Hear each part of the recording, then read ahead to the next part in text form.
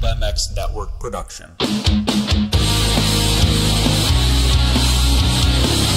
EVS Sports brings you a cheeky Brit and an American YouTube racing sensation weekly on the LVK More Than Moto podcast. Here's your hosts, Lewis Phillips and Kellen Brower. Welcome back to the EVS Sports LVK More Than Moto podcast. I'm Kellen Brower from MotoOnline.com. Lewis Phillips from Vital MX in studio once again for episode 20. Lewis, we've made it 20 episodes of this show. Can you hardly believe it? People are still listening to us. Do we know that people are still listening? Oh, there's people coming up to the races still, are they I not? want to get a graph of anger levels.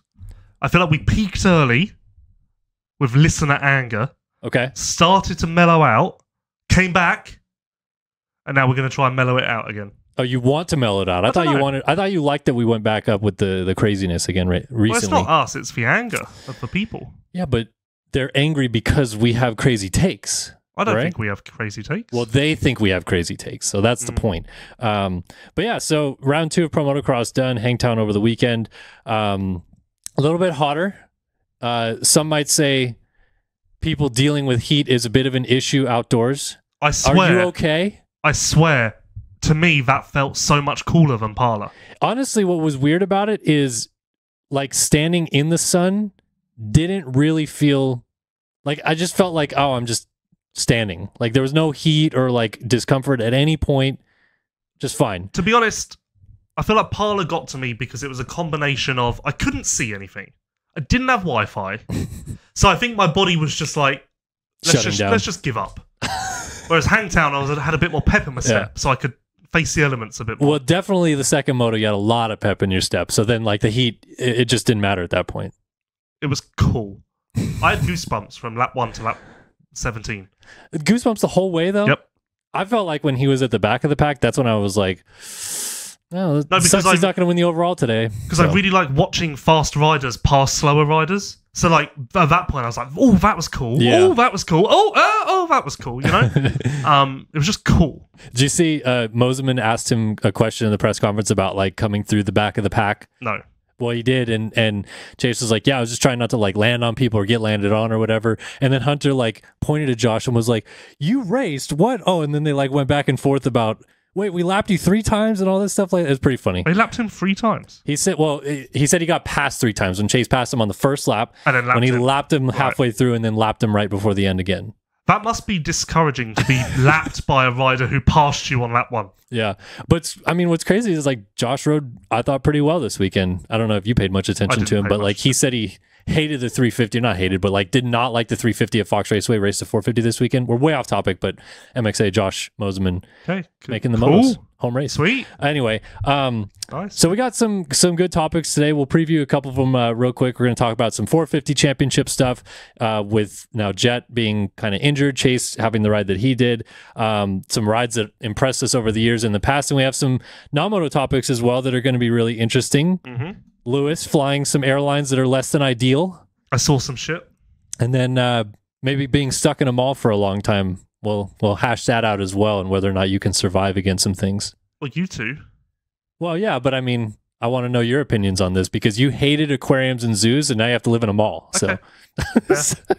So we'll get into those topics before we do. Big shout out to EVS Sports. Experience the pinnacle of knee protection and injury prevention with the EVS Web Eclipse knee brace. For over 39 years, EVS has relentlessly honed their engineering expertise, consistently delivering award-winning knee braces. This legacy of excellence is embedded in every facet of the new Web Eclipse, which represents their culmination of their tireless dedication to innovation and rider safety. Use code LVK30 to save 30% off today.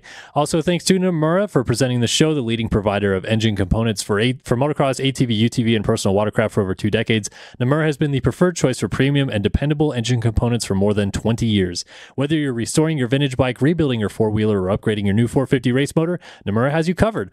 Our extensive line of cast and forged pistons, connecting rods, gasket kits, engine valves, and soon cylinder kits that enhance your engine's performance. Keep an eye out for our new and innovative products in 2024 and beyond. Stay up to date by following us on Instagram at Nomura_technologies.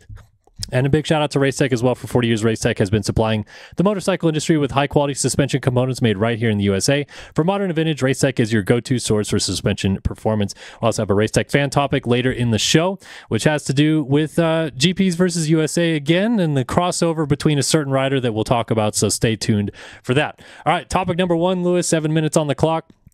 All right, 450 championship has been flipped upside down, if that's what you want to call it. It's hard to say that when just really one rider has a big moment, but Jett Lawrence crashing out of the lead in the first moto, having a very rough day at the races, and now potentially being a little bit hurt, has certainly changed the dynamic of this 450 championship. Chase Sexton has the points lead. Hunter Lawrence looks good. How much different do you view what's going to happen in the next maybe 4 rounds than you did coming into Hangtown? So let me take you back to last week, when I said, is it fair to say that this championship is 50-50 Jett Chase? Yeah. I'm there now. So it's 50-50 I was for before sure. my time. Everyone said I was dumb. I was before my time. I was like a visionary. Mm-hmm. It's 50-50. We had this topic a little bit with the MXGP after the 4th round, where we said, what are the percentage odds of who's going to win the title from here? And at that point, you said it was even split across all of them. So I'm going to ask you kind of the same question I asked you then. Is it 50-50 because you believe Jett will most likely pull this gap back, and that's what makes it 50-50? Or is it 50-50 they are 50-50 good with each other now? They are 50-50 good with each other. Because, to take you back again to episode 1 of LVK, and a topic that I suggested, which was Chase Sexton is the most disrespected champion ever. Yep. Kind of my point here again. We saw at Parla that he can run the pace. We certainly saw at Hangtown that he can run a pace superior to everyone not named Jett Lawrence. They are both incredible athletes. Jett starts are a massive advantage. Fair. Yeah. That could be a problem for Chase. But outside of that, if you start them together, I believe 9 times out of 10, they are going to finish within 2 seconds of each other. I genuinely believe that, and I do not understand how anyone could argue it. Yeah. If they start together. Obviously, if Jett's going to keep hole-shotting and Chase is going to keep starting in 7th, that is not going to be productive. But, hey. True or false? I was standing in the first turn of the first moto. I see them go by. I see Jett and Hunter come down the hill behind me, side by side for the race lead, and then I see Chase in 8th-ish or something like that. When you saw them, because I know you were in the middle of the track, when you saw them turn up the uphill for the first time and you counted where Chase was on the track, were you just like, again, here we go? It took me a long time to figure it out because I was looking for Chase when they came down the first downhill and I could not see him. And I was like, I must have missed him. So then I counted again and I was like, I didn't see him again. Where is he? And then eventually I was like, oh, there he is. Okay. So you when Jett went down, you were like, oh, well, then it's all washed now. Wait, it doesn't when matter. Jett went down? I'm talking in the first moto. Oh, wait, I thought you were talking about Chase in the second moto. No, I'm talking in the first moto when they're going up the uphill and Jett and Hunter are side by side for the lead, and it just looks like a rehash of Fox Raceway again because Chase is in 8th, has to do the work again of passing all the guys. And as you said, he was probably the fastest on the track at Fox Raceway, so he has to do all the hard work again to get to Jett, and by then Jett will just be managing the race. Well, to be honest, at that point in Moto 1, I was thinking to myself, well, if Jett's going to keep doing this triple, he's just going to pull away from anyone anyway. Honestly, that was because you gave me shit, Kellen, because in practice I was stood at that triple filming Jett and Chase, and you came back and went, oh, I saw Lewis zooming in on Chase on his phone. But I wasn't, it was not that section that you were filming. No, I filmed the finish one time. But I did it because I filmed that section and then sent it to people and said, Chase is X amount slower. It's all right here, right? Mm-hmm. And everyone said yes. Lewis. Yeah. Okay, so Jett is now 24 points down. I said this on the Vital MX post-race show. How weird. His 24 win streak was ended with a 24th place, and now he's 24 points down. Bizarre. If you had to like theoretically lay out how the championship goes from here, if he does catch Chase, how long does it take him to do it? Unadilla. Okay, so we are deep in the season before the red plate changes hands. Honestly, again. I could see this just being like 2022, where instead of Eli, it's Jett, and they're just trading moto wins 1 week or maybe 2 weeks in a row. One of them goes on a tear and goes 1-1-1-1. and then quickly that flips again. Like I just could see it being like that again. Chase's starts are a factor. Yeah. But looking at it from the first turn on, which obviously you can't do, but play with me here. Yeah, I see it being that equal. And to be honest, I kind of had a hunch it was that way after Parler. My only concern competitively about the class leaving Parler was if Jet keeps getting these starts, everyone's screwed. So I have a theory, and I want to know your opinion on it. Reading between the lines and what Chase was saying after the second moto, and his heroic ride through the field, they all believe they could beat Jet at some point, but it was going to be hard. I feel like Chase, after Jet goes down and he gets up in the second moto and dead last, goes, I have to get as many possible points right now. Like, it doesn't matter at what cost it takes. I don't like overall or win or not. I need to maximize my points haul because Jet is wounded, and I need to take advantage of this because he's going to be back on it again soon. Do you not feel that that's how he maybe took that moto, and maybe why like it clicked into another gear for him? I felt like what happened was he crashed, and all of the frustration, anger, disappointment boiled over, and just came out in his riding. He was just like, I essentially feel as though he got to the point where he got up and just thought to himself, fuck this. Like, I'm done. Yeah. I'm not playing this game anymore. Yeah. I mean, he said in the post-race press conference, like, the first thing he thought of was like, I'm an idiot. Like, once again, I've dug myself into a hole because it ended up being a golden opportunity, but it was a golden opportunity for him to maximize a points haul on Jet for the day. So he took advantage of it in every possible way in that second moto, but it almost didn't work out that way, and I'm sure he was probably so pissed off that, like, Jet's wounded, I should be gaining points on him. He probably, and maybe you don't agree with me, I feel like when he actually passed Jet in the moto, he probably was like, okay, right? Yeah, sure. Because he's like, I'm not losing points. So everything from here is a benefit. I would imagine that passing Jet gave him a second wind if he needed a second Right, exactly. Wind. I'm just saying, like, I feel like he passed Jet and was like, thank God. It's not worse. Yeah. 50-50 title fight. Yeah, 50-50. No one else is winning it. 50-50. Really? So, like, even Hunter, you're not... I mean, this weekend was not as good as Paula, Hunter really should have capitalized and won the second moto and the overall.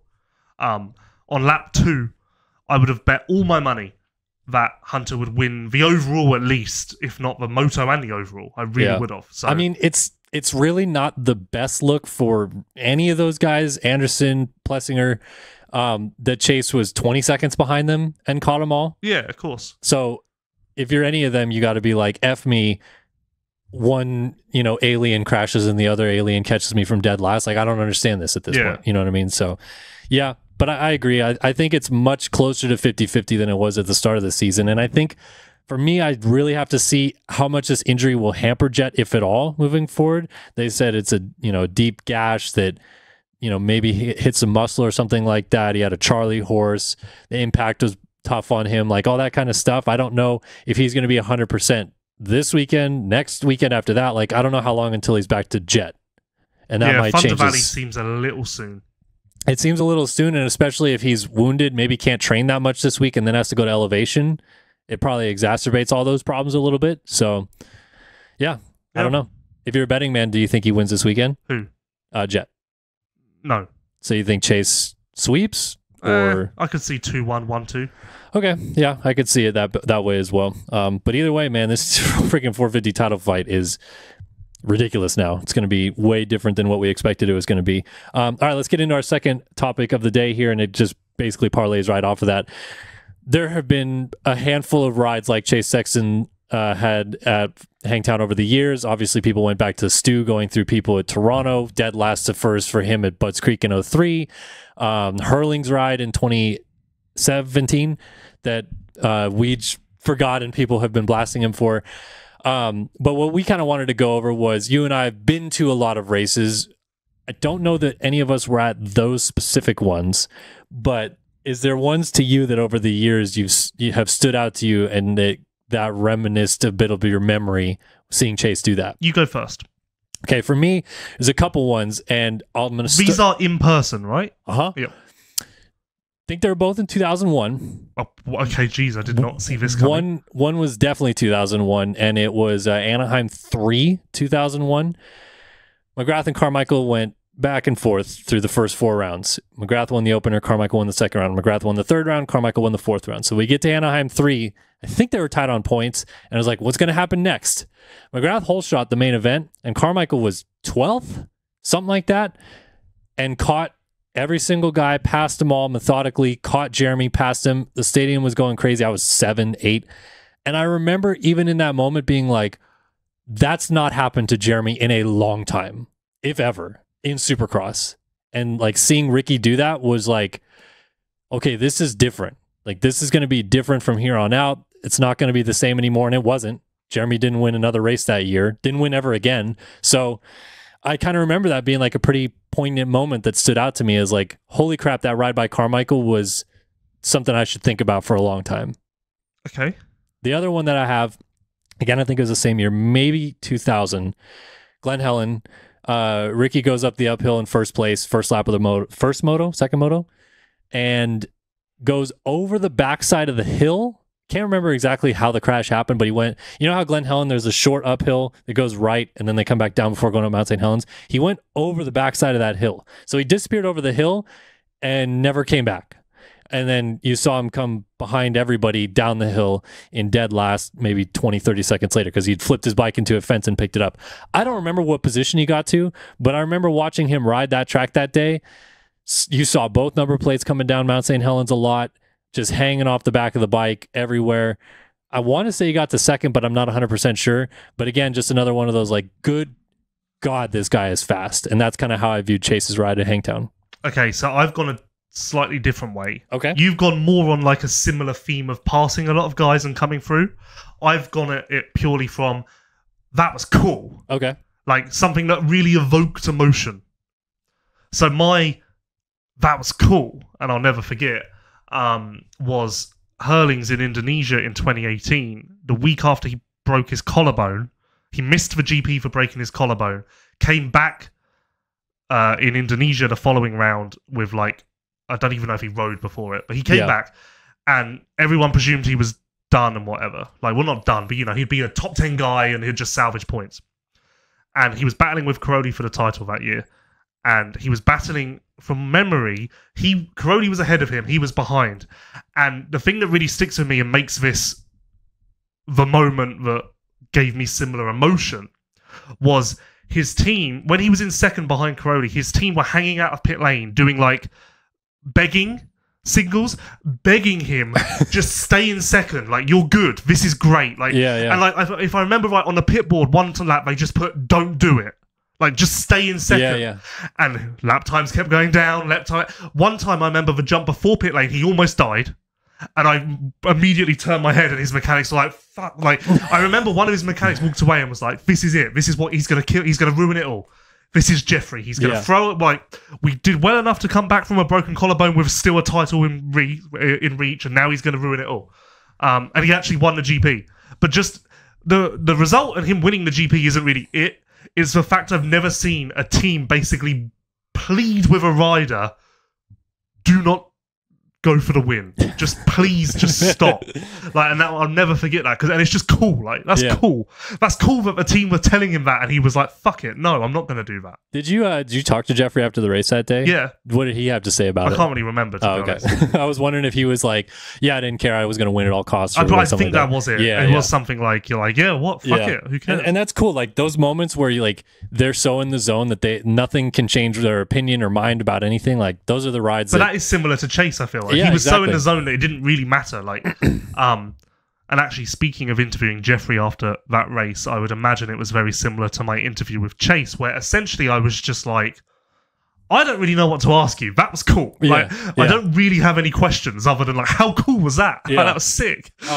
Do you have ones that you didn't go to that made you feel similar to that one? Like the one that comes to mind for me is Vegas 2017 with the Osborne-Savatgy situation and how that built to exactly the moment at the end of that moto. The same way for Chase, it was like, is he going to get there? Is he going to get there? Is he going? Oh my God, he might actually get there. Oh my God, he got there. Like that's the same feeling I had with Osborne and Savatgy. Did you have anything? For some reason, Vegas 2017, I've never like held So it's like I don't treasure that like a lot of other people do, and I don't really know why. Like when it comes up on Instagram, it doesn't really hit me the same. Like I've always wondered why it doesn't. Millville 2006, Carmichael lap in the field. Like that's always one that pops into my mind immediately. It's kind of lesser so, but Tommy at Matterley in 2012, the year he was battling Hurlings with the title. Yeah. And at that point, the title had kind of gotten away, and Hurlings had won the last couple of, or a majority of the most recent GPs.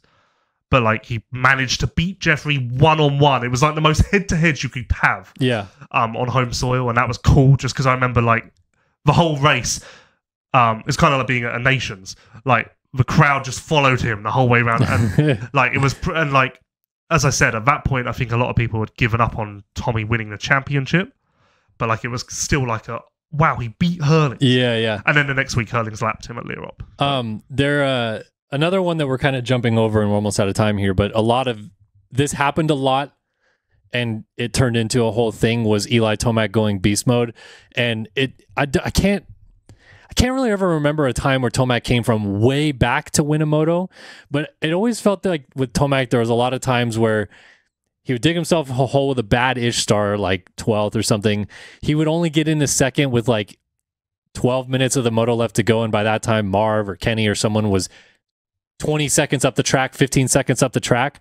And then I remember being at some of those races, and it was just like the wave of noise that would follow Tomac as he would go 3 seconds a lap faster, 4 seconds a lap faster. And the same thing about Chase catching everyone through the field, where you're like, is it going to happen? Oh my God, it might actually happen. Like that's the sentiment Tomac gave in a lot of motos when he would go beast mode like that. So I, don't want to not give Tomac credit because I can't think of one specific one, but there were a lot that he did that were like that too. Yeah, I would imagine the reason why Tomacs don't stand out in your mind is just because of his demeanor. It's not quite as like... But he would celebrate wins like that, like rev up with the crowd, throw goggles, fist pump. Like he was ecstatic when he would do it.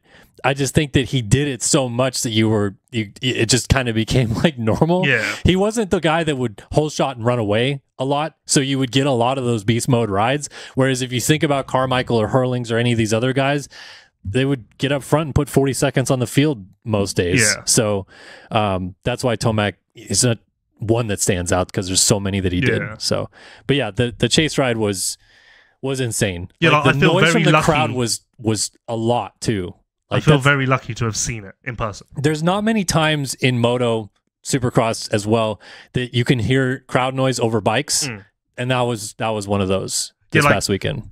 And just, I feel like my biggest takeaway is it's been a while since we had, like, that was cool. Yeah. Like, St. Louis Supercross, Tomac won, Jet got hurt or got taken out. Like, that was a drama-filled race, but that's in a different category.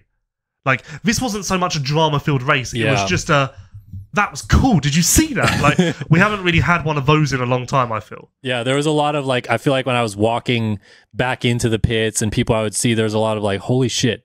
Did you just see that? Yeah, like that kind of stuff, those reactions, which, again, like you said, you don't get very much. So that was cool. Yeah, awesome ride. Incredible. Your guy.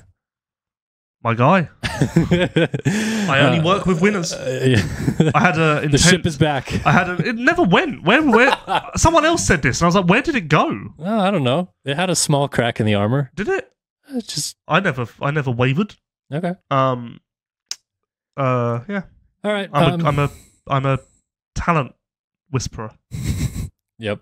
You and Chase. All right, let's get into our first non-moto topic of the day. And this isn't even a fan topic. It's just one that we decided to talk about because we've been discussing travel a lot lately with, what flight are you taking? How is this going to happen? Because this is the first time you've been to a lot of these nationals. Like, even I had to text Steve and ask a couple questions because it's been a while since I've been to. But this past weekend, right? You flew Spirit Airlines? Yes, Callum. First time? So even before I moved to America, I was already aware of this Spirit item.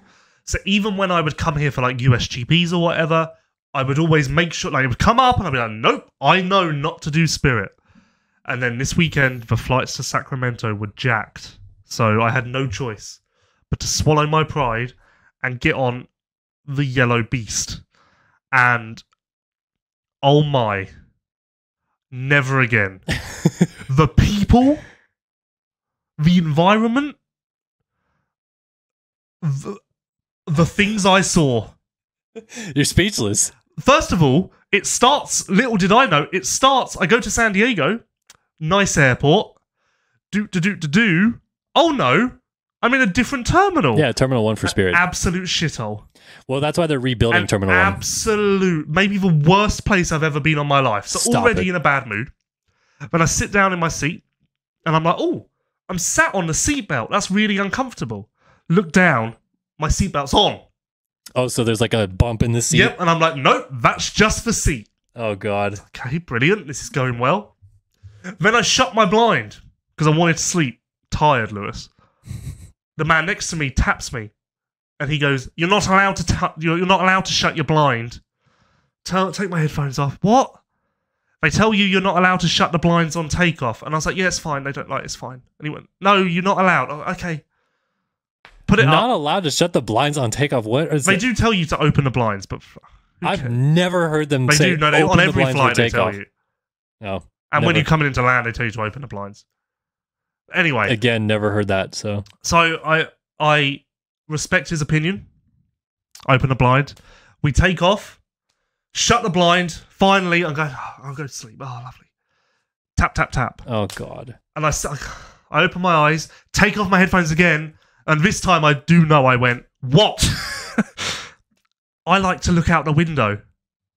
Well, then pick a fucking window seat. And I, Like, good and I Lord. went, that's cool. Shut the blind. Put on my headphones. Tap, tap, tap. Off come my headphones again. What? How about we compromise and have it open half the way? Oh, my God.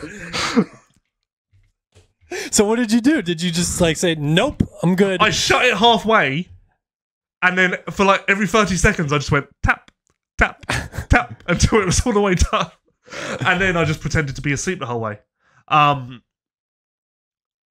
people... I was watching the people come on the plane. All I could think is like, where did they find these people?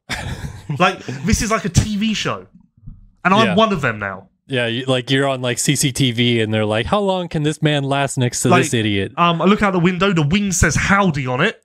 That concerned me. Not really looking to fly on a plane that says howdy. That's the AP Express. That concerned me greatly. And overall, I'll never be doing it again. Hurt my back. Just sat in that seat. I was like, oh, now I've got back pain. Had back pain all weekend. Yeah. Worst experience of my life. So The man, he wanted to look out the window. He didn't book a... You know what? I should have known he was a wrong un from the start. Because before I even got in my seat, he went, are you sat here? And I was like, that's weird. I'm still walking down the aisle. There's a lot of empty seats. Why is he... And I went, yeah. He went, can we swap? oh, God. And I thought he was joking. So, no. Little did I now, in Yeah, hindsight, apparently he really did want to swap. wanted Yeah. to swap. He wanted to pay less for that shitty middle seat and then ask you for the more expensive window seat. Fuck off. Like, Just- pay for the seat. Shut up if you're in the middle. Those are the rules. Never again. Honestly, never again. You should have turned to him and been like, yeah, that's the rules of the plane, man. I got the window seat. The same way he was like, oh, it's the rules to keep the window open. I had another incident. Quickly. Am I a dick? Leaving LVK last week, went to Chipotle for lunch. Okay. I'm driving outside Chipotle. There's a parking spot. Just the guy's reversing out. I come to a stop to let the guy come out so I can take his spot. A guy is walking out of Chipotle with his food. Head down. He walks into my car because he's head down, like, oh, he's on his phone or something. Like he hit your car? Walks into it. Okay. Doosh. I love your noises when you make with this shit. So I'm like like, that. oh, well, what was that? He screams at me, chucks his Coke over my car. Lewis What? said, well, apparently this was my fault. He walked into me. I didn't run him over. So were you backing up? Or No, I was like, sat still. Just sat in the car And he was runs just, into- doosh. Lewis wasn't happy. Lewis sped round to get back to him and undid my window and had it out with him. And the bloke was an absolute dickhead. What is it? Is it me? What the hell, man? How do you keep getting into these Is it, well, situations? now I have to ask myself, is it me? I don't.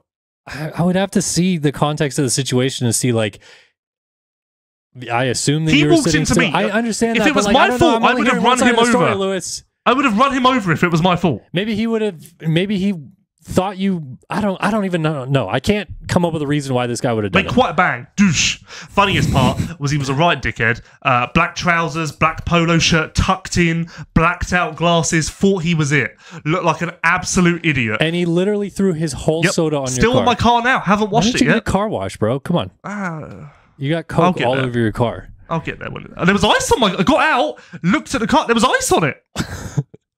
So I thought the ice would wash away the Coke once I don't think you're a dick in either of these situations. Again, I'd have to see the second one Honestly, to know. I swear like, to God, if someone else asks me, hey, let's compromise and have the window blind halfway down, I'm gonna punch them. Well, you're flying another less than satisfactory airline this coming weekend to Denver. Yep. So are we gonna have 1A to avoid Really? this? 1A? Yep. Nice. So are we gonna have another story to tell then? No, because I've 1A to avoid this. Okay. Maybe have you seen that reel where they selected 1A and 1B on the plane and it's actually the seats facing towards Yes, everyone? I did see that actually. That'd be hilarious if that's what you That got. would be my worst nightmare. So That would be my worst You just got to nightmare. stare at these people the whole flight. Oh man. So yeah, don't fly Spirit.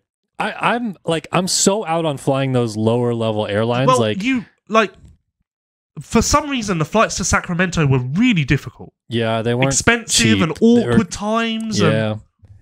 Why don't you ever fly Southwest? Southwest is I've like never flown Southwest in my life. okay, but like it is considered one of those lower tier airlines. But of those, I think it's better. I looked at it for Sacramento. It was really expensive. Yeah, it wasn't that bad. It's $500, Okay, $250 each way. well, I paid less than that, so I don't know how you messed up, but I've just never seen anything like it. um, Continue to be amazed and shocked. yeah. Luckily, I was amazed and shocked the next day by Chase in a better way. Yeah, so airlines is another thing too. What was your go-to airline in Europe? EasyJet. EasyJet? EasyJet. Is- It was is- a budget airline, but So that's considered like the like Frontier or Spirit No, of not Europe? that Or, bad. no? I think you just have more jacked up airlines than we do. Yeah. Ryanair would be that. Even when you would fly international, like deep international Indonesia or whatever you do, what would you do then? KLM or something? No, Or- just whatever's available. So what was your main go-to though? Well, whatever's cheapest. Love Emirates. My favourite airline in the world is Air New Zealand. Really good. Yeah. My story with Europe is never fly British Airways again. They can fuck off all the way. Yeah, they So are a bit janky. I hate them. They are a bit old and janky. Well, they're old and janky and douchebags, honestly. Okay, like wow, okay. seriously, the staff on those planes, some of the worst Yeah, I've ever British. dealt with on an airplane. So British. yeah, but you're as much as people are say you're blunt, you're way nicer than those people. Oh, well, look at that. Yeah. Oh. All right, so that's the end of our first moto topic. We got another wild one coming up later. But before we get into the second half of our show, big shout out to EVS Sports. Experience the pinnacle of knee protection and injury prevention with the EVS Web Eclipse knee brace. For over 39 years, EVS has relentlessly honed their engineering expertise, consistently delivering award-winning knee braces. This legacy of excellence is embedded in every facet of the new Web Eclipse, which represents a culmination of their tireless dedication to innovation and rider safety. Use code LVK30 to save 30% off today. All right, Lewis, second half of the show, let's lead off with another fun moto topic, and this is going to be our Race Tech fan topic of the week. This one was sent to us a couple weeks ago. Oh, it was a YouTube topic a couple weeks ago. Topic. So first YouTube topic we've ever done, but it comes from @Trevor Parquet 57, I think is how you say that on YouTube. And he says, if Roczen never came over to the US, would he still be racing today? And would he be seen as the greatest MXGP racer of all time? Lewis, you are our MXGP guru, so you have the floor first. It's funny. I asked Roczen this last year, and he really wanted nothing to do with it.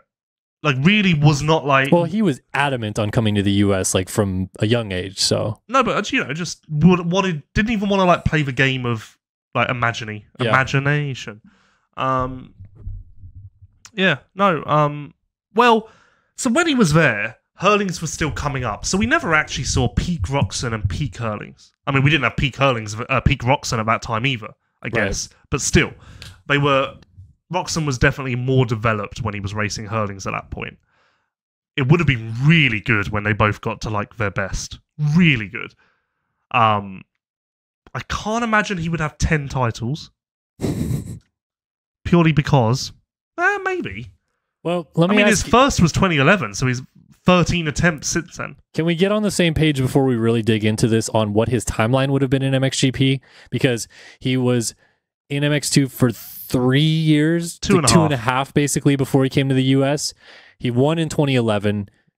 He was 19 when he won. I'm not sure. How much longer would he stayed in MX2 before One he moved more, up? I guess. So in 2013, he If would that. have made his MXGP debut. Yeah. Do you think it would have still been with KTM? Yeah. So it'd have been Tony and Roxon in 2013, and who was with Noggle? No Noggle that year? What, teammate wise? Yeah. Nagel was Honda 2013. So the Diker? Yes. So just Roxon and Cairoli then on the team. Yes. Two clear alphas of the sport. Cairoli would have just come off of his 5th world title. 4th? No, 20. 05, 07, 09. 10, 11, 10, 12. 11, So 6th. Yeah. Yeah, how would that have gone? First of all, like the dynamic between the Roxon and Crowley are like best friends. I know they're best friends, but I'm saying if they never had to race each other for a championship, so how does that go if they actually do? And at that point in time, Roxon's the wonder kid of the MXGP class against the experienced all-time great of Cairoli. No, I think their friendship goes much deeper than any result or championship. The question is, would Roxon have been able to beat Cairoli? The thing, like, not to take anything away, and actually, no, I can't do this. No, I can do this. People will get mad at this, but in 2013 and 2014, Cairoli didn't have the deepest field to race, or 2012 as well. Cairoli didn't have the deepest field to race against. It was just Dessau and Paulin, really. Yeah. And you could argue now in hindsight, Dessau and Paulin weren't Geyser, Prado, Hurlings. Help. Koldhoff? Another name. Why is there not another name? Geyser, Prado, Hurlings, Fevre. Like, you could argue that they were maybe a bit... Sewer. A tad... There we go. You could argue that they were a tad lower than that. Yeah. Like, they weren't maybe ever suited to chase Cairoli for a championship. Yeah, who finished second to him most of the time? Dessau? Yeah. And then... Basically Dessau if he didn't get injured, but that happened a lot. I feel like I remember at that point in time, Strybos being better. Like... That's a career to dive into. Yeah, but like... Jesus. Not winning GPs much, but would win occasionally and was consistent. Am I missing the mark there? Yeah, a little bit. Really? Yeah. Crashed too much or what? No, it just was a bit... It was more like a 3rd through 6th guy. Okay. I think he got 3rd in the championship in 13. Well, Roxon did race one MXGP in his life, Yes. which was Germany at Geldorf in 20... No, it wasn't Teutschenthal. It was Teutschenthal. I'm almost positive it's not Look it up, Teutschenthal. Kellen. Look it up. Okay, you start riffing and I'll look it up. Okay, I'm going to riff now about how Kellen is about to realise he was wrong. The final round of 2012 at Teutschenthal. Tommy Sell went 1-1 in the MX2 class on that day. All very exciting as Kellen scrolls along the unofficial MXGP website rather than just... Okay, let me just go to the official one because I was just trying to make you happy. And then I don't believe it was Teutschenthal. Yeah, keep talking about Roxon's career. We're all very excited. Keep talking about Roxon's career. 2012, the final round at Teutschenthal. Oh, you're right. Okay. That was fun, wasn't it? When did they race Geldorf? I feel like that's not been around for a long time. Yeah. No, that's not been around since 2010. I think that's where Roxon won his championship. 2011. So 2011. I think he won his championship at Geldorf. 2011 MXGP. Penultimate round? No, the penultimate round is Europe. Yeah. Yeah. Geldorf. Yep. Anyway, in summary, because we've kind of just missed this topic completely, would Roxon have 10 world titles? I don't think so, because Hurlings and Cairoli would have taken some. It's not like he would have ran the table. Would he have 100 GP wins? He'd probably be in that range. Yeah. I mean, it's fair to say that if Roxon had stayed in GPs, Hurlings wouldn't have 100 either. How many career GP wins does he end up having? 14. 14 only? Tied with Tommy. He really only won 14? Because I thought he won like 12 in 2011. No, we're not gonna keep looking at results. My only point with bringing up that he raced Teutschenthal was he finished second. Yeah, to Cairoli that 1-1-2-2. Right. So like he The first time he'd ever raced he'd raced a 350 in Supercross, but he raced a 450 that day. So it'd be the first time he ever raced a 450. He went 2-2. It's wild, really, because and also 2012, he wasn't the best Roczen here. So it's not like he was going to Europe with his best stuff. It's wild, really. Herlings and Roczen, once Roczen left, raced each other 2012 Nations, 2013 Nations. Well, not really, because they were in... No, not 2013. Herlings didn't race. 2012 Nations, but they were in different classes. Do we count that? No? No. Yeah, yeah. No, we're not going to count that. Okay. Because they were on different bikes. Yeah. Okay. No, not 14, not 15, not 16. Well, Roczen didn't do the Nations again until last year, right? No, Yeah, 18. 18 Redbud. Yeah, 18 Redbud. One good. But still. So actually, that was the only time that Roczen and Herlings have raced since 2011 MX2 Championship. Wild. That is really weird. Unless I'm missing a race, but I don't think I am. I mean, yes, Lommel Nations, but again, they were on different bikes. Not going to count that because they're on different bikes. Wait, Herlings at Lommel in 12 raced a 450? Yeah, he was in Open. Oh, I didn't remember that. Okay. So anyway, to the topic of Roczen and racing MXGP, would he still be racing to this day? He would have debuted in 2013, so this would be his 13th year this year, right? Do I have that math right? No, 12th year. Wait, when did you say he debuted? He would debut in 2013 in MXGP. Right. It'd be his 12th year racing MXGP this year if he did that. Which, I mean, he debuted on a 450 in Supercross in 2014. It's not like it was wildly different. You could argue that he wouldn't be racing now if it wasn't for his arm injury. You think like he would have won more, gotten out? Well, just I believe that my theory is riders who don't get injured retire sooner because they never have a break. Yeah, I mean that's part of it too, for sure. But whereas I think if you get Roczen had a year off, and it was kind of like a. Don't you think Roczen stuck around a little bit longer because he felt like he had unfulfilled goals at that point though? Like at what point? He's still racing to this day, probably because he thinks he can win a Supercross title that he does not have. If he has already a Supercross title in his mantle, he's more likely to be like, I'm good. I feel like he said that he's let the Supercross title go. I think that changed recently.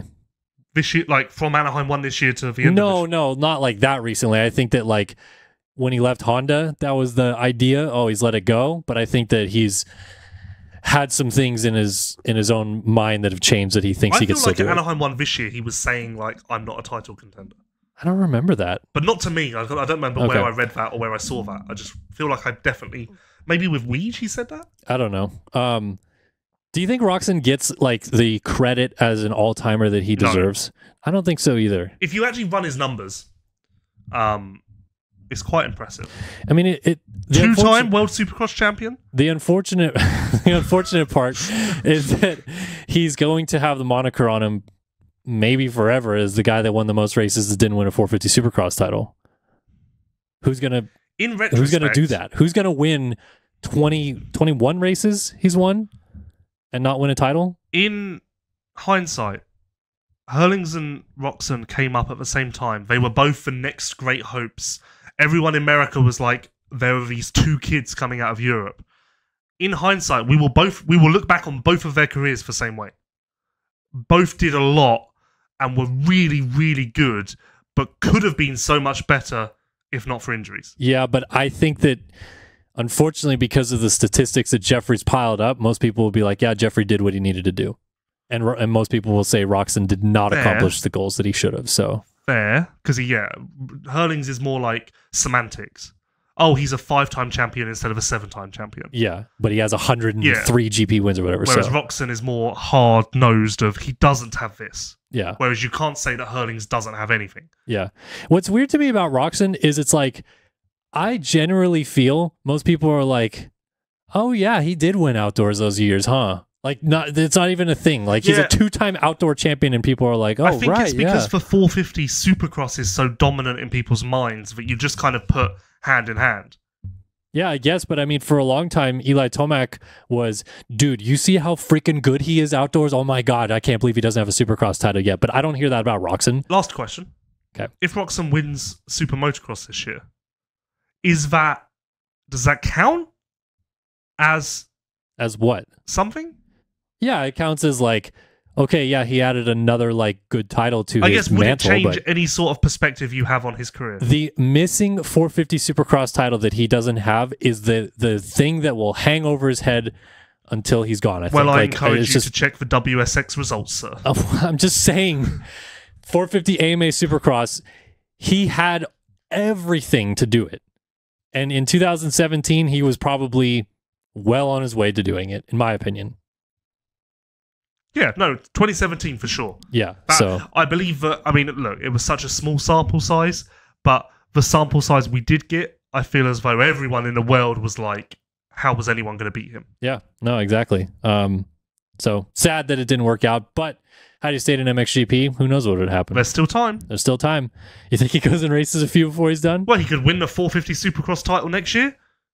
And then go to MXGP. Go to MXGP for the summer, rack up some 450 GP wins, and there you go. He's suddenly the most decorated in the history of the sport. Yeah. One thing I will say about Roczen that, again, he doesn't get much credit for is he and Grant Langston are one of those guys that they won in Europe, came over here and won on a 450 here. There's not a lot of that. Is there not?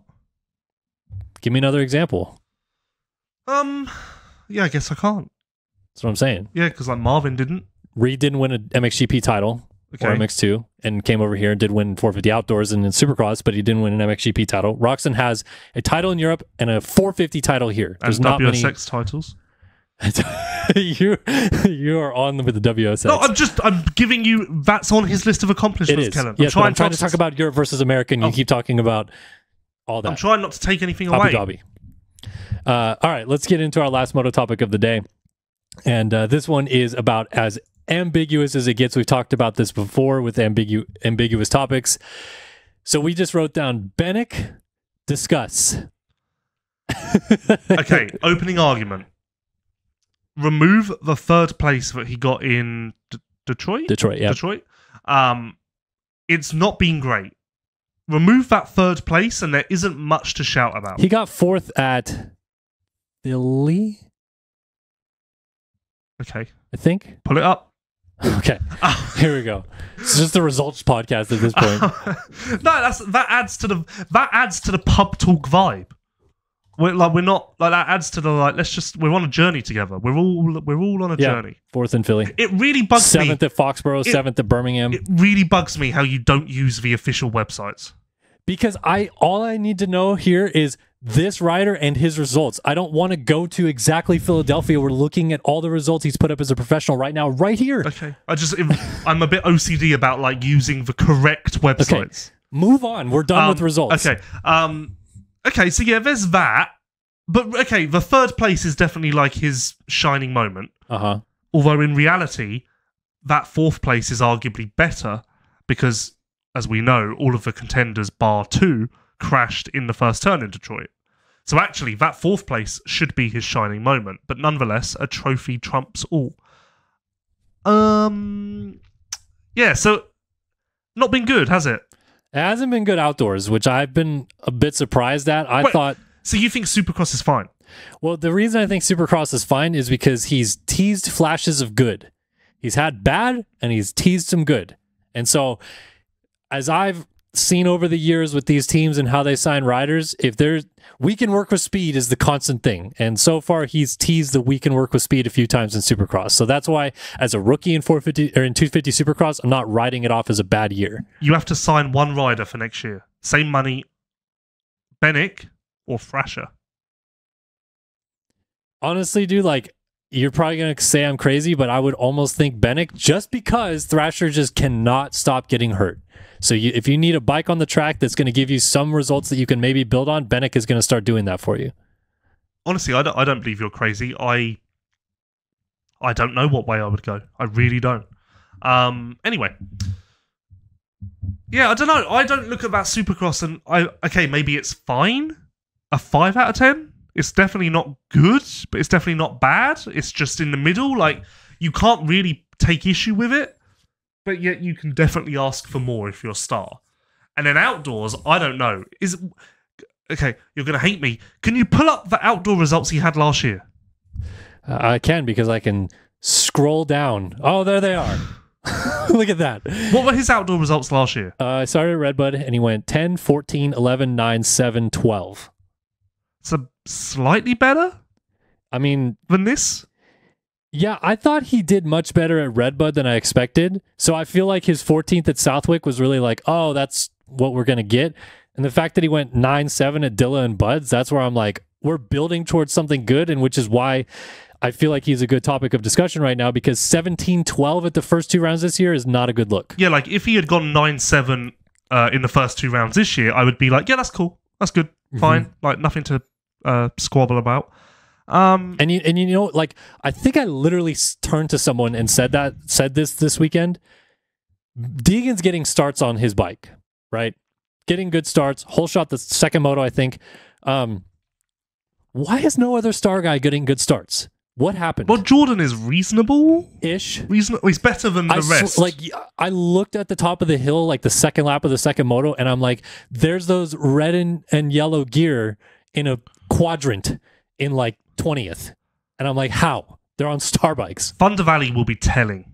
Yeah. Because, as we know, they should all be starting up front there. So if they don't, that will be bizarre. Like, Romano, I think, is a good starter, and he's been very hot and cold, and his bad starts have been very bad. But I believe that would come down to confidence more than anything. Okay, but, I mean, it's the same with Benik. Like, I don't think Benik's a bad starter. He's a bit bigger. He's a big dude for a 250, but he wasn't necessarily getting awful starts last year, so I don't, where are these bad starts coming from is what I want to know. We know Star's history with being quite fickle.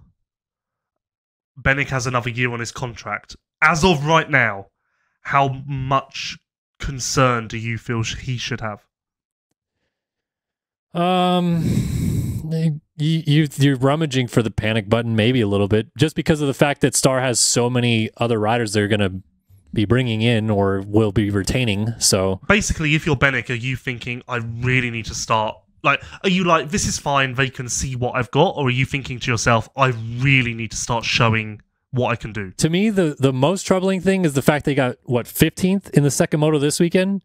11th, you can say, we're getting there. We're taking steps in the right direction, but to go 17th overall, 11th in the first moto this weekend, and then go backwards in the second moto is where you should be like, something's got to change. You can't be on a star bike in your second year there, finishing 15th. Sorry, not sorry. You could argue that it will turn around once we go East Coast, because the star riders don't train out here. They test and ride and practice in Georgia. So this is just California specific. It will all be okay here shortly. If it doesn't become okay here shortly, then I don't know. Yeah, that I could agree with that for sure, but I'm going to throw it back to you in the same way, is that, like, yeah, so does everybody else. Yeah. Who the hell else is out here right now? Gas has been here a little bit. Beaumer. Everybody else is in Florida. So I think Chase has been out here since round 1. No, I don't think so. I think so. Oh, no, yeah, he was here last week. Sorry, I was thinking about the week before. Yeah, I think he's here this week as well.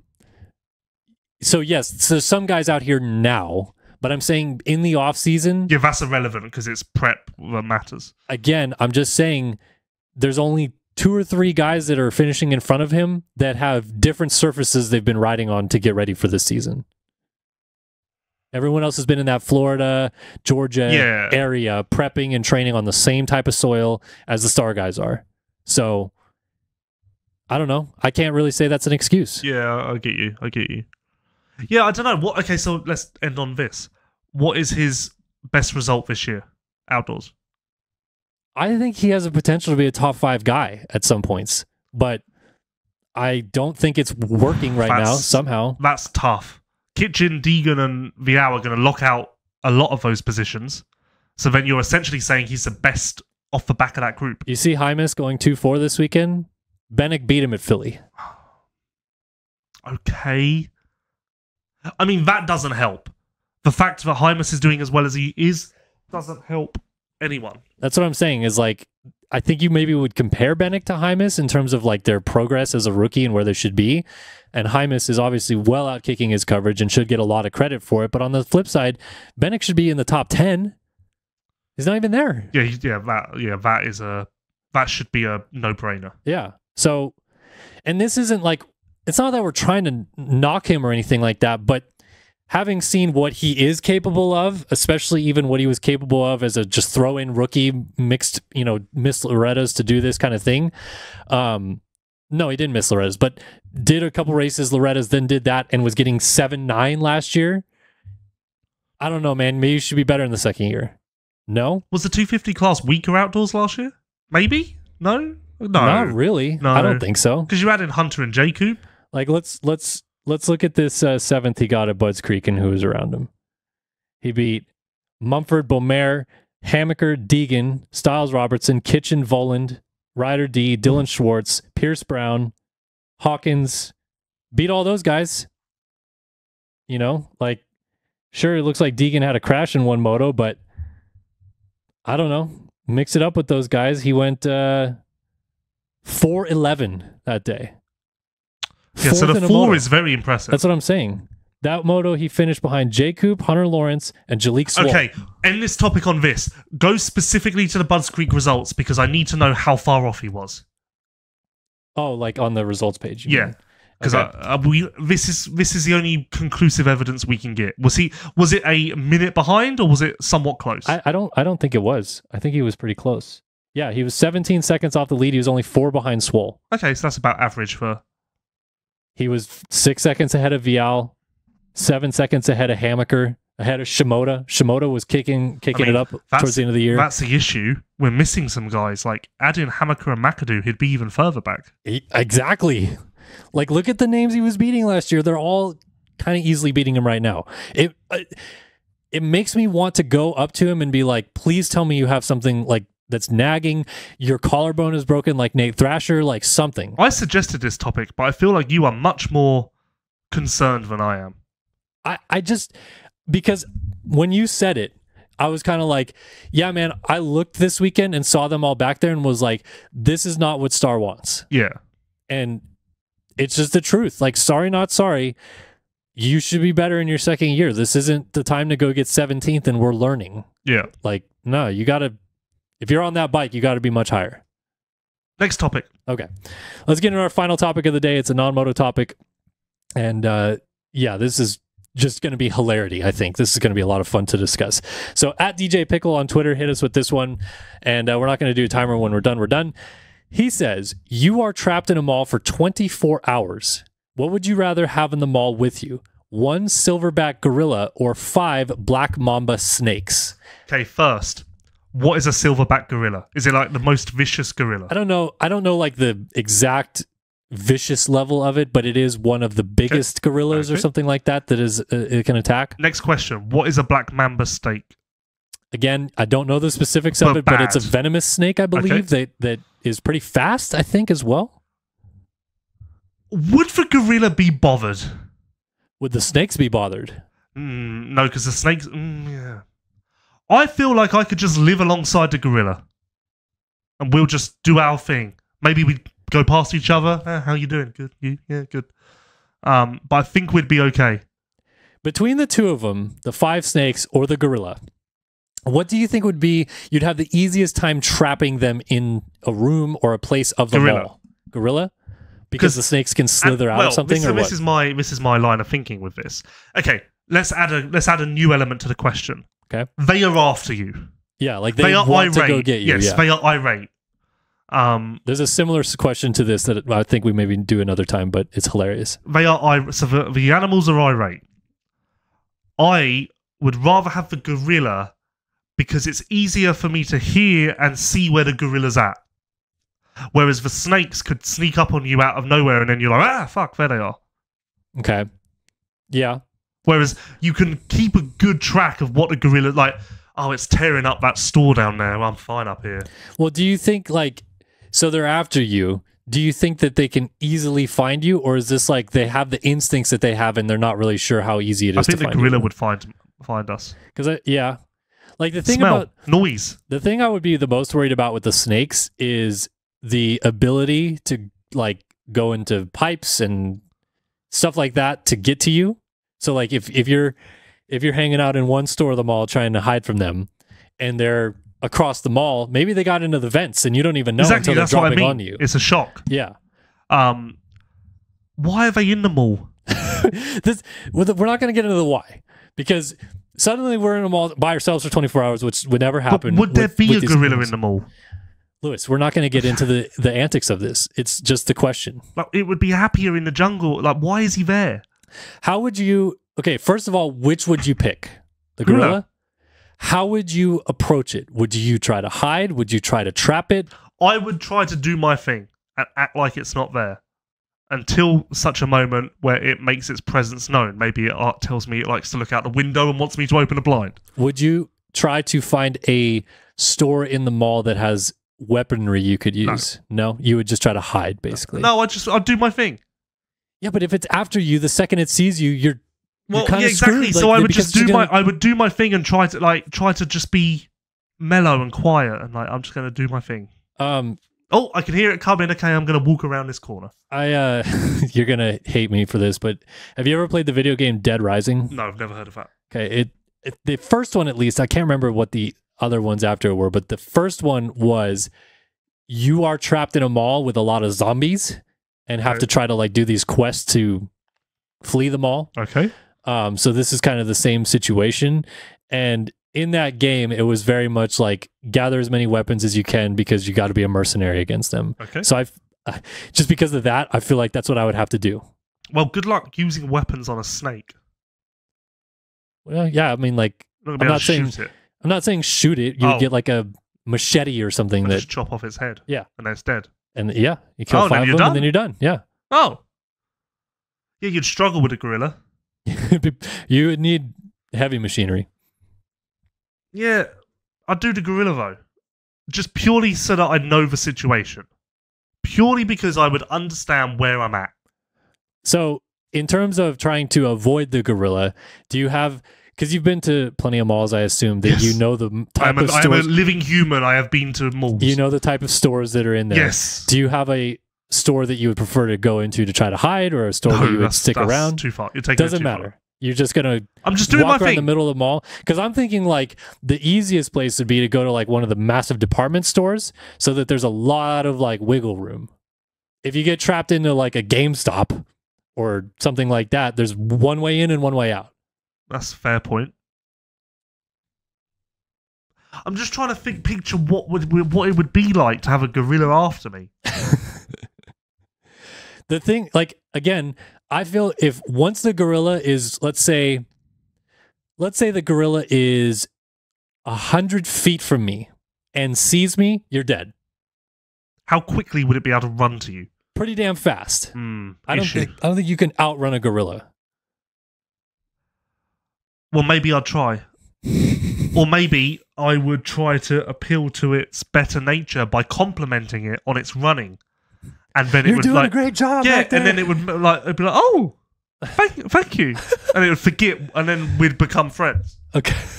So then you just spend the rest of the 23 hours actually shopping. Yeah, we'd have a great time. Yeah, you'd pick out all kinds of stuff. Ride it, and yeah, it'd be great. Yeah, gorilla though. Snakes are just too unpredictable. In this situation, let's say hypothetically speaking, you like need food to survive. Most people can go 24 hours without eating or drinking, but let's say you actually need to give food. Like, would you have a strategy for that too? Would you try to go to like the food court and find stuff there? Would you go to a snack store and get like peanuts and stuff that lasts a longer time? I don't know. No, because I'd probably be a bit too fussed about the gorilla trying to kill me than eating. But what if you're going to starve if you don't eat? Well, if there's a gorilla chasing after me and I'm like, oh, I could sit at Chipotle. Oh, yeah. But then the gorilla's going to find me. I'm probably just going to go, well, probably not the wisest move. Well, the good news is if there is a Chipotle and you need to get a burrito, you can clean your side as you build your burrito, and because there's no one in there to build it for you. So you do it yourself. They have gotten better at that. They have gotten better at that. Maybe they heard the show. I've noticed a few times recently where I've been like, oh, and then they've sorted it out before I've even mentioned it. All right. So I'm happy with that. I didn't ever pick, but I think I would also pick the gorilla, and I think I would try to trap it. I would try to get it stuck somewhere. No, because then you're too close to it. But if you're trying to trap it, that means you're within like really close to it, and you're also attacking it in a way because it can see you. It knows you're the enemy. That's why I'm just doing my own thing. Let's say, like I said with the department store, if you're in it and you can lure it into the department store and get it to a back area, right? Like you're not even close to it. Maybe you just like do something that gets it to the back of the department store. You sneak out the front of it, then you close the gates and barricade it. Then it's stuck in that store, and then you don't have to worry about it. Honestly, I would probably be doing a side mission, and I would be trying to collect as many items as I can, so that if I do make it out alive, I'm better off. All right. Like, oh wow, the gorillas really destroyed like 20 TVs. That's so. Oh no. And then, like, meanwhile, I've got a whole department, the I'll jewelry just store. sell them the next day, and not only did I survive, I'm better off. Okay. That's how you make that. Life's given you lemons there, and I've made lemonade. That's how you do it. That is the correct answer to this question. That's how you Not do only have I survived, I've come out better off. All right. Yep. Do you actually, in this scenario, envision you survive? Yeah, I'll be fine. Yeah? Yeah, and to be honest, if I don't, I'm not fussed. I think... Whatever will be, will be. I think I could do it, but I would blow it. I would try to strategically do something that would get me killed. Yeah, sounds like it. Yeah. No, yeah, I would survive, but if I don't, I'm not that fussed. Okay, sorry to get to that level of depth in the podcast yeah, again. no, so. I'm not that fussed. Oh, man. I'll just probably say to the gorilla, yeah, all right, yeah, you got me. Yeah, shove off. Get on your bike. No, just make it quick then. Come on. Let's fucking get it over and done with. No point messing around. All right. All right, that's our show today. LVK episode 20 brought to you by EVS Sports Nomura and Race Tech. Good show. I liked how impassioned we got about Spirit Airlines. That was a lot of fun. And yeah, I think that we hit the mark on a lot of our Close your fucking blinds. Clean your side, close your blinds. Yep. As title of the shows this week. All right, good stuff. Thanks, Lewis, for joining me. Thunder Valley this weekend, elevation, rain, low power in the rain in the forecast potentially. Bit. Okay. Yep. Remember last year it was like the darkest clouds we've ever seen in our life, and somehow no rain. Yeah, if I remember right, wasn't the forecast like horrific? Yeah, oh boy, it's gonna be gnarly, and nothing happened. Yeah. So the forecast isn't that bad, so I feel like it will just not happen. Well, we'll see. I'm excited though. Yeah, so am I. This is good. We saw some cool shit at Hangtown. Yeah. So let's have more of that. Let's have more of that. Hopefully no big first turn crash at Thunder Valley like we saw last year, 250 class. That was Farris, gnarly. Yeah. And we saw it in the 250 class at the start of Hangtown. Base fluke going flying through the hay bales and stuff like that. Which, by the way, speaking of Bar X Suzuki, if you can, please go to, I forget the mechanic's name, Tyler, I believe. Yeah, I believe Tyler. There's a GoFundMe page for his medical expenses. He got hit by Matty Jorgensen on the first lap of qualifying. Well, it's free practice at that point, and then qualifying begins. But at the top of the hill, I think it's called Big Mo, the turning jump up there went a little bit long and hit the mechanic. Both legs were broken, I think, torn ACL. So, God, that was vicious to watch. And it makes, I'm sure you feel the same way, it makes me like that much more a little freaked out standing trackside, but that's what we got to do. Yep. All right, that's our show. Thanks for tuning in to LVK episode number 20. We'll be back after Thunder Valley to discuss a bunch of things, moto, non-moto, and everything in between. Thanks, guys, for tuning in. Thanks for the sponsors and support, and we'll see you next week.